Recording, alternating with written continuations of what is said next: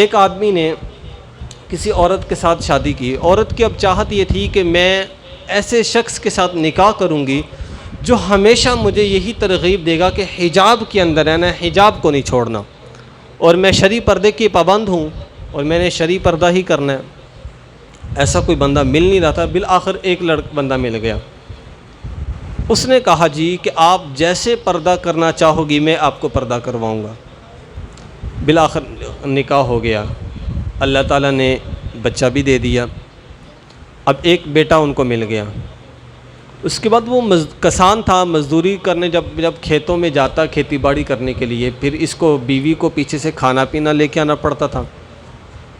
اب شوہر اس کو غصے ایک دن ہوا کہ تو کیا یہ اتنے لباس اتنا زیادہ اوپر چڑھا لیتی ہے، گرمی اتنی زیادہ ہوتی ہے، کل سے تو نے پردہ کرنا ہے لیکن سارا نہیں کرنا، بس تھوڑا سا منہ چھپا لینا ہے اور بس اوپر سے بس زیادہ اتنی تیار شیار ہونے کی اور اتنا زیادہ شرعی پردہ کرنے کی ضرورت نہیں ہے. اس کو غصے کے ساتھ اور خوف دلاتا ہے، اس کے پردے کے اندر کمی کروا دیتا ہے. وہ ایک عرصہ تک وہی یعنی کہ نیم پردہ جس کو کہہ لیں، نیم پردہ کرنا شروع کر لیتی ہے. آدھا کیا آدھا نہیں کیا. اللہ تعالیٰ پھر بیٹا دے دیتے ہیں. اب سال 2 سال کے بعد پھر یہ حالت آتی ہے کہ وہ غصے میں آ کے بالکل اس سے پردہ ہی ختم کروا دیتا ہے. اب وہی لڑکی جو شرعی پردے کی پابند ہوتی تھی، خاوند نے اس کو مجبور کر کے اس کا پردہ سارا ختم کروا دیا. وہ شرعی پردے سے نیم پردے پہ آئی، نیم پردے سے پھر وہ ختم ہوا اور بالکل اب بے پردہ ہونا شروع ہو گئی. بالکل پردہ کرنا ہی چھوڑ دیا. ایک دن دونوں میاں بیوی بیٹھے اور خاوند ہنس رہا ہے.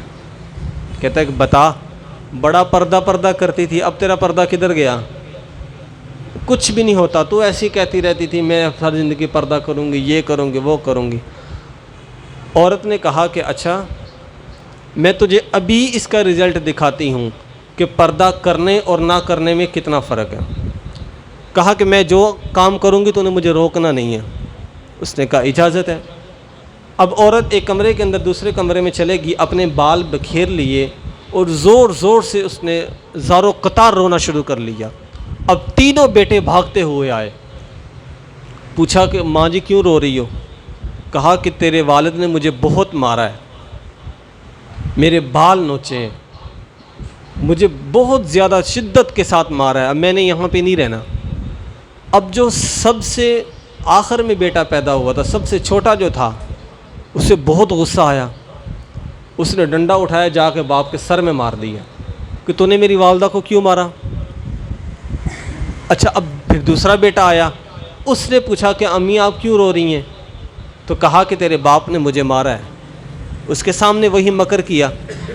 اب وہ بھی گیا، باپ کو غصہ بھی کیا، دھمکایا بھی، ڈراوے بھی دیے کہ آپ نے امی جان کو کیوں مارا ہے.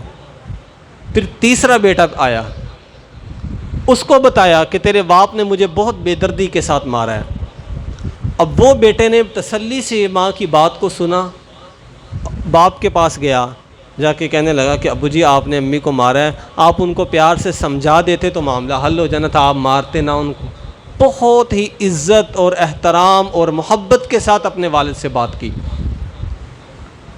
جب معاملہ یوں ہو گیا تو عورت آئی اپنے خاوند کے پاس، کہنے لگی اب مجھے بتا کہ جو بیٹا بے پردگی کی حالت میں پیدا ہوا تھا اس نے تیرے ساتھ کیا عمل کیا. کہا کہ اس نے مجھے ڈنڈے مارے. کہ جو بچہ نیم پردے کی حالت میں پیدا ہوا تھا اس نے کیا کیا؟ اس نے مجھے لان تان کی. اور کہنے لگی وہ بیٹا جو پردے کی حالت میں پیدا ہوا تھا اس نے کیا کیا؟ کہا کہ اس نے عزت سے آ کے، پیار سے آ کے، محبت سے آ کے مجھ سے بات کی، مجھے اف تک نہیں کہا. کہنے لگی یہی بس فرق ہے. جب اولاد ماں باپ پردہ کریں اور کروائیں تو پھر اولاد بھی فرما بردار ہوتی ہے. میں نے پہلے شروع میں ایک بات کہی کہ لوگ اکثر پوچھتے ہیں کہ میاں بیوی کا سلوک کیسے ہونے چاہیے. میں نے پہلے بتایا کہ میاں بیوی کا سلوک ایسا ہونا چاہیے کہ بیوی خود اللہ سے دعا کرے کہ اللہ میرے شوہر جیسا میری بیٹی کو بھی شوہر دینا.